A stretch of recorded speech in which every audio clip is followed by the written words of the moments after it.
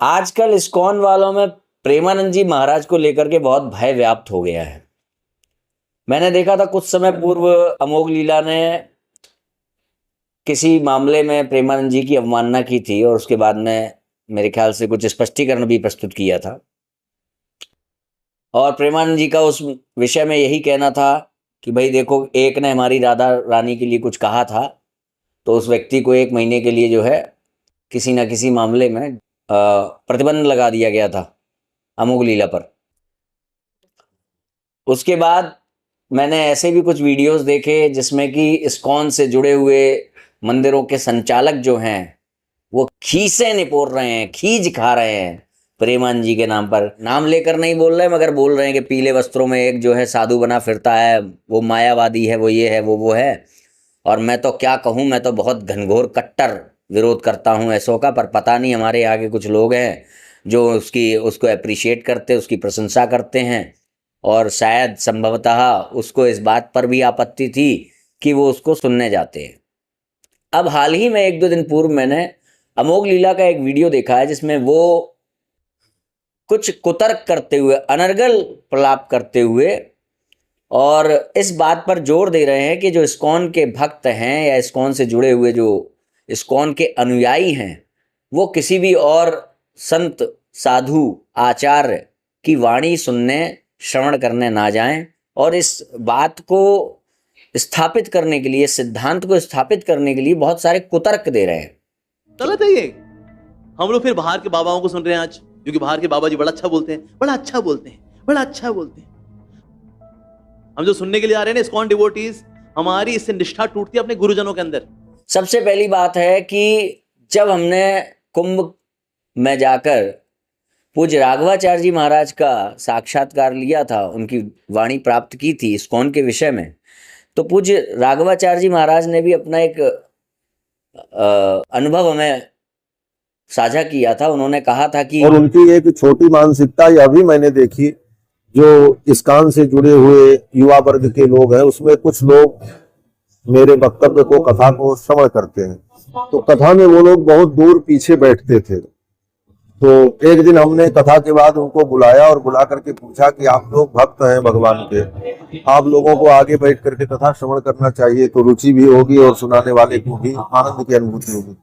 उन्होंने एक बड़ी गंभीर बात बताई कि स्वामी जी, आपके यहाँ ये यूट्यूब पर प्रसारण हो रहा है और ये रिकॉर्डिंग हो रही है, ये चैनल पे दिखेगा, और कहीं कैमरा हमारे तरफ घूम गया और हम उसमें दिख गए तो हमारे इस्कॉन संस्था के जो लोग हैं वो मुझे दंडित करेंगे और मुझे फटकार लगाएंगे कि दूसरे संप्रदाय के आचार्यों का प्रवचन सुनने क्यों गए, दूसरे संप्रदाय के आचार्यों की कथा सुनने क्यों गए। तो राघवाचार्य जी महाराज की इस बात को जब हमने अपने YouTube चैनल पर प्रसारित किया तो बहुत से लोग ऐसे आए जो यही कहने लगे कि नहीं भाई नहीं, इस्कॉन में ऐसा कहीं नहीं सिखाया जाता। पर आज प्रमाण सबके सामने है। अमोघ लीला और इस्कॉन के अन्य कई प्रचारक मंच पर बैठ करके चिल्ला चिल्ला कर ये सब बातें बोल रहे हैं कि किसी भी और संत की वाणी नहीं सुननी चाहिए अपने गुरु के अलावा। और यही नहीं, बहुत ही अभद्र तरीके से, क्योंकि उसमें वो बातें तो घुमा फिरा करके प्रेमानंद जी के लिए ही है।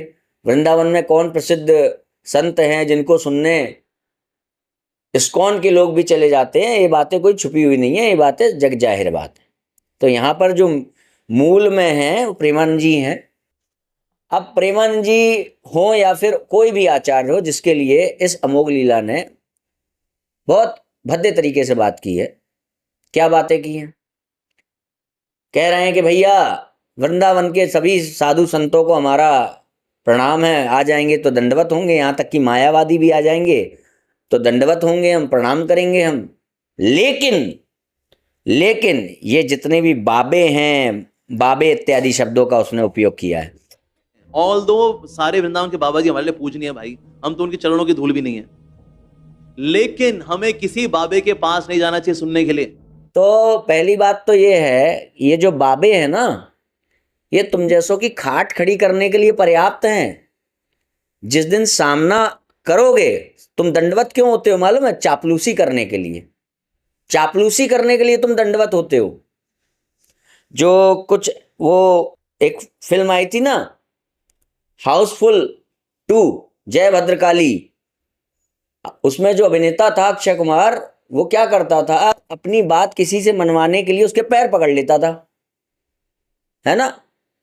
इसी प्रकार से जब तुम जानते हो कि हम किसी भी आचार्य का, साधु संतों का सामना तो कर नहीं सकते, तो जब भी किसी के सामने जाएंगे तो दंडवत हो जाएंगे। भाई तुम मायावादी कह रहे हो, अगर सामने खड़े रहोगे और मायावादी बोलोगे तो वो कहेगा ना सिद्ध कर मुझे मायावादी, इसीलिए तुम उसके सामने दंडवत होते हो और दिखाते हो कि हम सम्मान कर रहे हैं।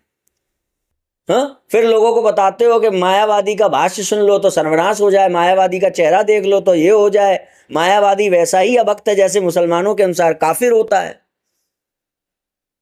तो पहले तो थोड़ी तमीज सीख लो।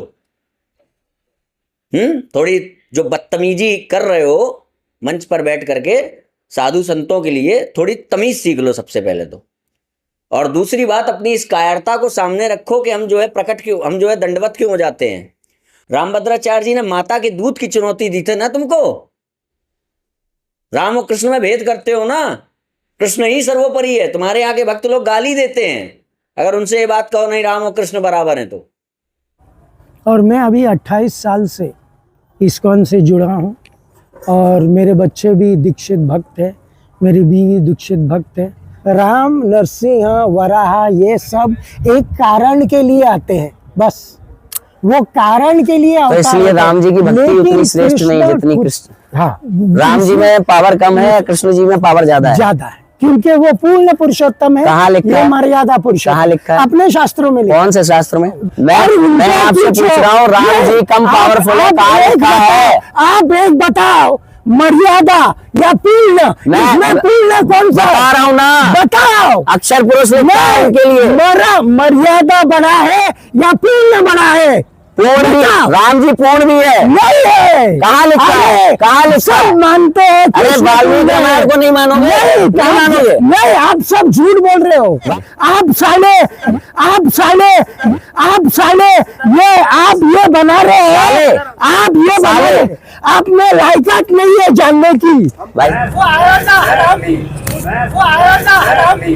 हमने भी सुना था, उसने हरामी कहा था जब कृष्ण ही भगवान है और उसके लिए उदाहरण देते हो।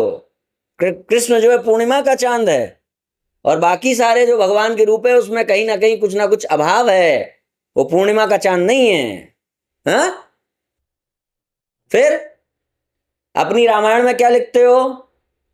वहां पे राम भगवान को परम ब्रह्म बोला जा रहा है 6वें अध्याय में, युद्ध कांड में। वहां पर भी तुम घुसेड़ देते हो अपना एजेंडा अब्राहमिक वाला, जिसमें कि भगवान के कई रूप नहीं हो सकते, एक ही रूप हो सकता है। यही तो है अब्राहमिक एजेंडा, एक ही अल्लाह है, एक ही क्राइस्ट, वही एक रूप हो सकता है। इसलिए दूसरे रूपों से भी तुम्हारे ही अनुसार श्री कृष्ण भगवान के ही दूसरे रूपों से भी तुम्हें एलर्जी है, क्योंकि एजेंडा अब्राहमिक डालना है भारत में, हिंदुओं में।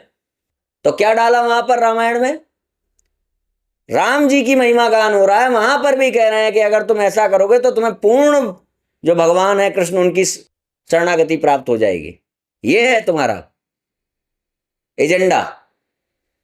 और फिर जब तुम्हें कोई आचार्यगण चुनौती देते हैं तुम्हारे माता की दूध का वास्ता देते हुए कि जिसकी मां ने, ध्यान है ना क्या कहा था, जिसकी मां ने निष्ठापूर्वक दूध पिलाया हो वो मुझे आके सिद्ध करे कि राम जी पूर्ण नहीं है। ये 16 कला 12 कला की जो बातें करते हो। फिर तुम लोगों ने क्या किया था कि जैसे ही उन्होंने मां के दूध की चुनौती दी तुमको, मां के दूध का स्मरण कराते हुए, तो तुमने क्या किया? वहां पर तुरंत दंडवत हो गए। अरे करते ना वहां शास्त्रार्थ नहीं, श्री संप्रदाय वालों से करो, कहो उनको। भगवत गीता, अपनी Bhagavad Gita as it is में तुमने लिखा है 2.2 में कि नारायण भी पूर्ण ऐश्वर्यवान नहीं है, जाओ करो। नहीं तो हम दंडवत इसलिए होते हैं कि हमारे पास इस बारे में तर्क वितर्क करने की क्षमता नहीं है, ना ही हमारे पास हमारे कोई परंपरा का ज्ञान है, तो हम ढिंढोरा पीटते हैं। हमारा ये दोगलापन है। वास्तविकता यह है कि हम अपनी कायरता को छिपाने के लिए दंडवत होते हैं। 12 कला और 16 कला में केवल इतना ही तो अंतर मात्र है कि जो श्री राम जी हैं वो सूर्यवंशी हैं और श्री कृष्ण भगवान है वो चंद्रवंशी हैं। तो क्योंकि सूर्य अपने 12 रूपों में अपने आप को प्रकट कर सकता है, उसी आधार पे हमारा वर्ष गिना जाता है, तो इसलिए वो 12 कलाओं के हो गए। और क्योंकि चंद्रमा जो है 16 रूपों में अपने आप को विभाजित करके दिखा देता है, इसलिए उनको जो है 16 कला का कहा जा सकता है। इतनी सी बात है। ये ठीक इस प्रकार से है जिस प्रकार से 1 रुपए के सिक्के को तुम चवन्नियों के आधार पर गिनोगे तो 4 टुकड़े होंगे और अठन्नी के आधार पर गिनोगे तो 2 टुकड़े होंगे, मगर 2 अठन्नी और 4 चवन्नी का जो मूल्यांकन है उनमें कोई बदलाव नहीं होगा, दोनों का मूल्यांकन 1 रुपया ही आएगा। और ये बात भी वैष्णवाचार्य माधवाचार्य शास्त्री जी ने अपने ग्रंथ में लिखी है। समझ में आया? जो फिर बरगलाने लगो नहीं नहीं नहीं ये जो है वो ये तो शांकर संप्रदाय वाले बोल रहे हैं। वैष्णवाचार्य ने बोली ये बात। श्री संप्रदाय तुमसे कहीं श्रेष्ठ, वहां तक पहुंच पाना तुम्हारे लिए पता नहीं कितने जन्मों में होगा। खैर बैक टू द पॉइंट। तो ये जो दंडवत होने का दिखावा कर रहे हो, फिर अगली ही पंक्ति में बाबे बोल रहे हो, ये सब बाबे हैं तुम्हारे लिए। शंकराचार्य, राघवाचार्य, प्रेमानंद जी, ये सब बाबे हैं तुम्हारे लिए। और फिर कह रहे हो हम सम्मान बहुत करते हैं। इसी प्रकार से सम्मान भगवान श्री शिव जी का है। क्या सम्मान है? कि हम शिव जी को बहुत मानते हैं, हम शिव जी को वैष्णव मानते हैं, परम वैष्णव मानते हैं, वैष्णवा नाम यथा शंभु।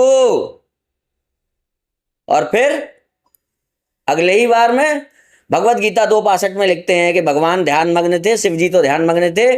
उनको जब पार्वती माता ने विषय भोग के लिए उकसाया, माता भी नहीं है वहां, जैसे तुम्हारे लिए कोई ऐसी वैसी कोई स्त्री हो, है ना, क्या लिखा है वहां? उनको जब पार्वती ने विषय भोग के लिए उकसाया तो वो सहमत हो गए। वहीं पर हरिदास ठाकुर को वहां पर एक वैश्या स्त्री ने उकसाया विषय भोग के लिए, तो वो सहमत नहीं हुए क्योंकि वो भगवान के भक्त थे। कहां गई उनकी परम वैष्णवता? शिव जी की श्रेष्ठ कर दिया तुमने, तो वैष्णवता में भी नहीं माना। फिर कि हम तो बहुत सम्मान करते हैं, मगर शिव जी की पूजा करने वाले पापी हैं, शिव जी को भगवान के तुल्य समझने वाले पापी हैं, नीच हैं, मूर्ख हैं, मगर हम शिव जी को बहुत मानते हैं। शिव जी को भगवान मानने वाले अभक्त हैं। जैसे कुरान ना मानने वाला काफिर है, वैसे ही शिव जी को भगवान मानने वाला अभक्त है। उससे दूर रहो, उससे बात भी मत करो। तो शिव जी का हम बहुत सम्मान करते हैं, पर शिव जी अपनी इंद्रियों को अपने नियंत्रण में नहीं रख पाते हैं। हम बहुत सम्मान करते हैं भैया शिव जी का।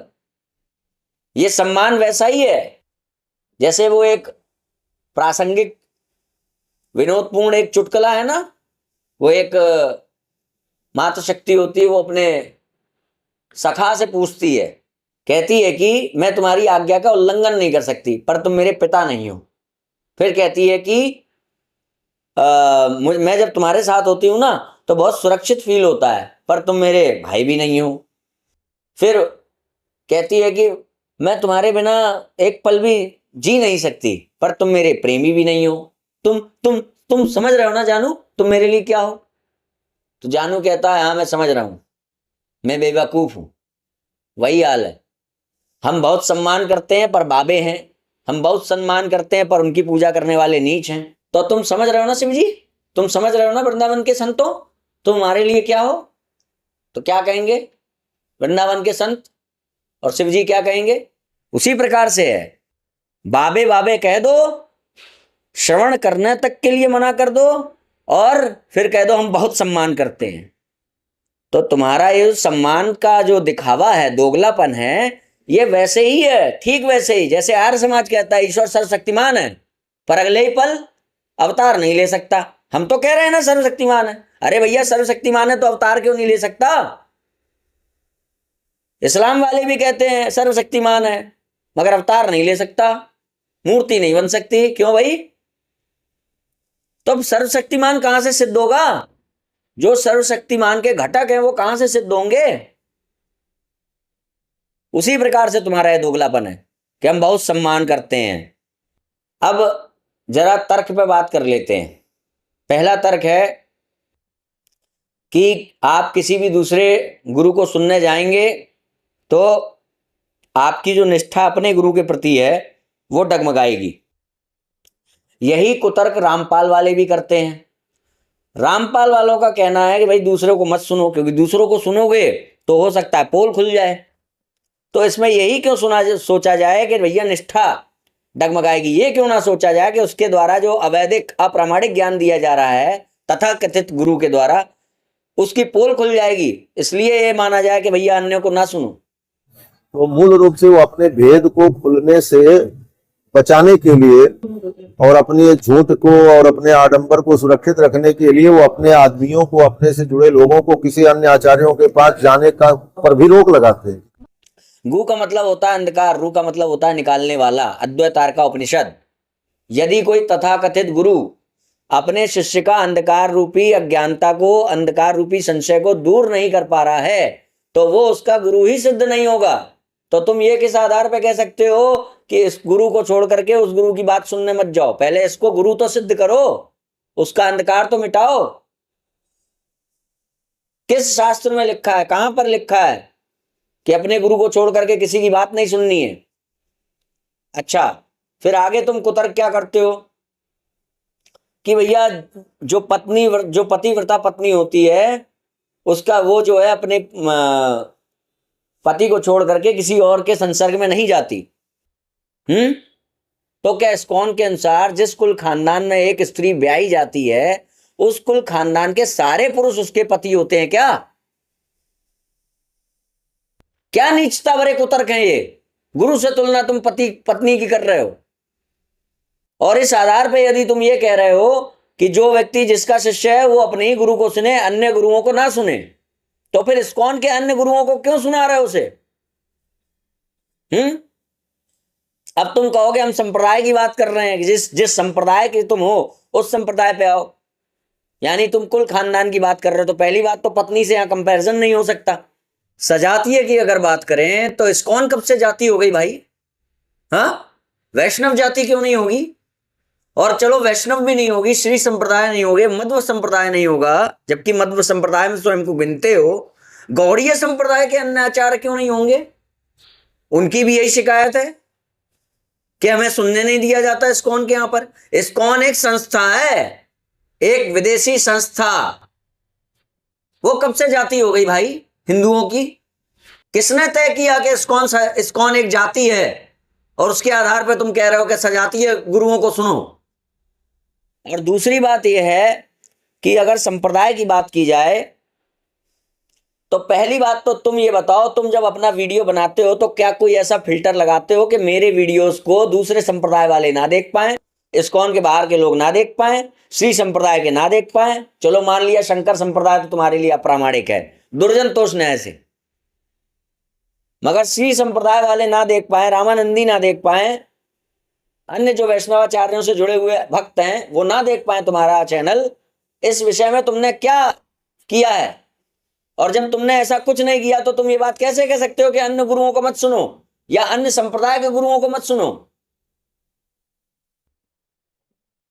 मीठा मीठा गप गप, कड़वा कड़वा थू, हमारा कोई बाहर ना जाए, बाहर वाला हमारे पास आ जाए, क्योंकि चंदा इकट्ठा करना है, चर्च जैसे मंदिर बनाने नीले नीले, इस्कॉन वो ईश्वर अल्लाह और यहोवा को एक करना है, ये मकसद है ना। और सुनो, अगर संप्रदाय से बाहर ना जाने की बात है तो तुम्हारे अनुसार चैतन्य महाप्रभु तो मध्व संप्रदाय के हैं, तो क्यों गए वो श्रीधर स्वामी की टीका को पढ़ने? वो किस संप्रदाय से थे श्रीधर स्वामी? अगर तुम ये भी कह दो कि वो शंकर संप्रदाय के भले ही थे, मगर उन्होंने वो टीका लिखा था वो वैष्णव टीका ही लिखा था, क्यों? अरे वैष्णव भी था तो शंकर संप्रदाय का, तो क्यों गए चैतन्य महाप्रभु वहां पर लेने के लिए? क्यों सुनने गए दूसरे गुरु को? इसका मतलब यदि तुम चैतन्य महाप्रभु का जाना स्वीकार करते हो और यहां पर स्वीकार नहीं करते हो अपने भक्तों का किसी और के पास जाना, तो मतलब वहां पर निष्ठा डगमगाने से नहीं है, मतलब वहां अनन्यता से नहीं है, मतलब वहां पर है चंदा कम हो जाने से, भीड़ कम हो जाने से, फॉलोअर कम हो जाने से, मतलब है पोल खुल जाने से बचाना है। हमको तो वर्णाश्रम की धज्जियां उड़ानी है हिंदुस्तानियों को दोबारा से गुलाम बनाना है, मानसिक तौर पर, वैचारिक तौर पर। मलेच्छों का शासन करवाना है, मलेच्छों को गुरु के रूप में पुजवाना है, बाहर से ला करके लोगों को यहां खड़ा कर देना आचार्य के रूप में। हमारा तो ये एजेंडा है। तो दूसरों के पास अगर हमारे अब भक्तगण जाएंगे तो वो लोग हमारे इस एजेंडे को समझ जाएंगे। इसलिए दूसरों के पास नहीं जाना चाहिए, कलेक्शन करते रहना चाहिए। और नहीं तो बताओ, चैतन्य महाप्रभु क्यों गए थे श्रीधर स्वामी जी के पास? किस संप्रदाय से थे वो? उन्होंने वो जो भाष्य लिखा था, किस संप्रदाय से वो ज्ञान उनके पास तक आया था? और श्रीधर स्वामी के टीके को यदि चैतन्य महाप्रभु प्रामाणिक मानते हैं तो इस्कॉन में वो टीका क्यों नहीं पढ़ा रहे हो तुम लोग? चैतन्य महाप्रभु के अनुसार उस टीके के विरोध में जाकर के, उसकी सीमा से बाहर जाकर के जो भाष्य करने का प्रयास करेगा वो वैश्य है। भाष्य करने वाला लिखा है तुम्हारी चैतन्य चरितामृत में। तो फिर क्यों नया भाष्य लिखा गया है वहां पर? और किसने लिखा है वो? और उसको क्या कहा जाएगा चैतन्य महाप्रभु के अनुसार? कुतर्क, कुतर्क, कुतर्क, कुतर्क इज इक्वल टू इस्कॉन। जय श्री राम।